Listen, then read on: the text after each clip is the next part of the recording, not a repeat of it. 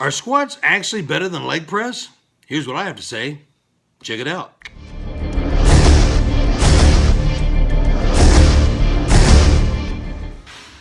What's up, Internet? Big J with Big J's Extreme Fitness. I know the video is about leg press and squats, but I wanted to throw a couple of these exercises in before I got started talking about the leg press and the squats. This old hack squat has done me good. Let me tell you something. If you don't get your knees in a bind and you've got the right angle and the right amount of weight, you're warmed up properly, you can get pretty doggone heavy and you're going to get some pretty good results from these. There's a lot of people that do not hack squat properly, or they have a machine that's built not exactly for their body, so they don't really know where to put their feet, and they don't know the proper angle and the geometry of the exercise, and they end up hurting themselves. If you can find a good hack squat, I highly recommend jumping in there, especially if you're trying to substitute one of your mass building exercises like the leg press or the squats. Here's another fantastic exercise that I love to utilize, especially since I'm pulling away from the squats, especially because of the lack of the spine load here. You don't have a bar across your neck, you have a hip belt that goes across your hips, and you can load that bad boy up with 6, 7, 8, 900,000 pounds. You know, I've got plenty of weight on there. Obviously, you're not capable, or I'm not capable of putting that weight on a bar and doing 20 repetitions with that kind of speed, but it is beneficial in the quads, hams, and the glutes. Now, let's really get to the meat and potatoes of this video. I would have to say that amongst all my fitness friends, I'm talking about powerlifters, bodybuilders, crossfitters, martial artists, boxers, you name it, people that ride bikes, people that play tennis, they all have one thing in common. What is that? I know you got the answer. We all want to be better. Now, when it comes time to doing an exercise properly or doing a different exercise because it's going to be better or worse for you, who are you going to tell what to do the best for? You're not going to tell somebody that plays tennis that if you don't squat, you're not going to get the gains of the tennis match that you need to have to beat that person. Every person has a different exercise that utilizes, or that you will need to utilize for the best results. Powerlifters obviously are not really interested in how many thousands of pounds they can put on that leg press and press it. There's not an exercise, or there's not a competition that asks them to do that. They need to squat, so they like to squat more. I do not like to take any of these exercises out of the quotation or the equation that will help me, especially if I'm not hurting myself. Once again, I've been lifting for 35 years. I started this stuff back in 1982. I love to squat. If you follow me for any length of time, you see me underneath the squat bar at least twice a week for the last 10 to 12 years. However, I'm kind of working on an injury. I've got a cracked hip. I've been nursing it like crazy, and I've actually stopped squatting for the last 4 or 5 weeks, hence getting back underneath the leg press, and why I wanted to talk to you guys about the benefits. Is the leg press better than the squats? Is the squats better than the leg press? It's yes and no. It just depends. If you're trying to get ready for a powerlifting competition, why in the world would you want to try to leg press as many times, or as much weight as many times as you can?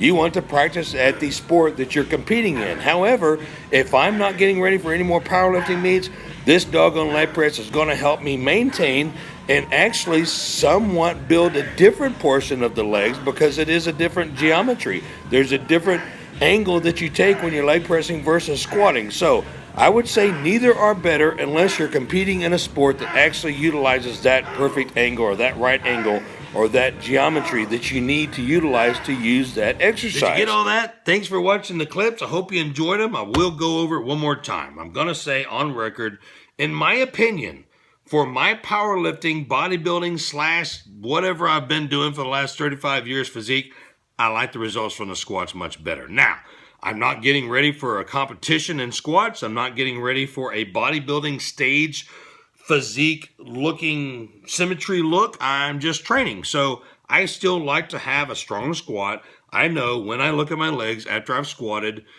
the lines are deeper. The pump is more. I'm more volumized. My legs look better after squatting. I just leg pressed that 12 wheels for 30 reps just a couple days ago, and I lost the pump like 10 minutes later. So it's not the same. It really isn't.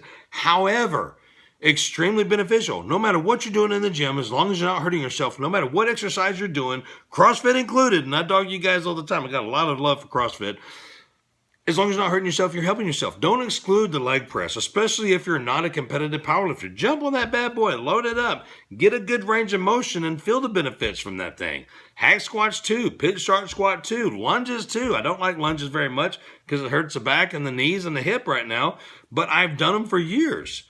So I just want to make sure you understand, I do and will and continue go on record for saying that the squats are more beneficial for what I'm looking for and what I'm interested in, especially if I'm getting ready to get bragging rights and white lights on a powerlifting stage, but also for the benefits of the size and the pump and the actual development, okay? Again, compare the Stairmaster to the recumbent bike. A whole lot more work on that Stairmaster. But once again, I'll go on record for saying, don't exclude that leg press. Whatever you're doing in the gym, as long as you're not hurting yourself, you're helping yourself. Big shout out to my man Mark Bell, sending me all this gear, man. These world record knee wraps and the elbow sleeves and the wrist wraps and the wrist straps. You guys are amazing. They've saved my life. I've been on the podcast. If you haven't seen that, I went on record for saying that his gear saved my life. I'll put the link in the description box for his site as well as that podcast. Check it out. We got a lot of cool poop stories, which are his favorite. First 5 minutes is poop stories. If you didn't know that I had an amino acid or a pre-workout, now you know. The link is in the description box for that as well. And I got a new flavor coming out in a couple weeks. It's going to be delicious. Right now I got pina colada and grape. There will be another flavor coming out soon.